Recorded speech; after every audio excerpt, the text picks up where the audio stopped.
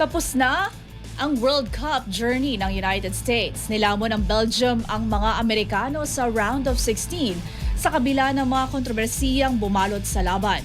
Ang ibang detalye alamin sa pag-abante ni Jordan Joaquin. Hindi naging sapat ang home crowd para sa United States. Nilamon sila ng Belgium sa score na 4-1 upang matapos ang kampanya ng isa sa mga co-host ng FIFA World Cup.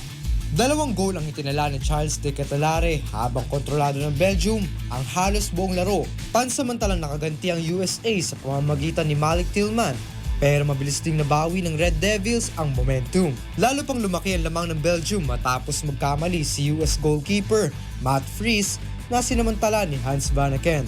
Tinapos naman ni Romelu Lukaku ang laban sa kanyang 93rd goal para sa Belgium.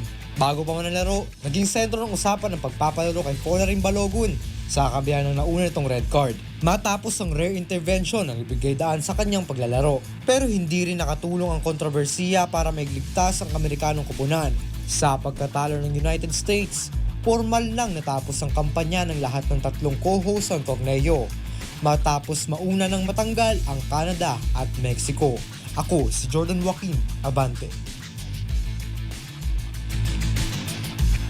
Manatiling nakatutok sa Abante, sundan kami sa aming mga social media accounts at huwag kalimutang mag-subscribe sa aming YouTube channel, DWAR Abante Radio, para sa mga eksklusibong balita.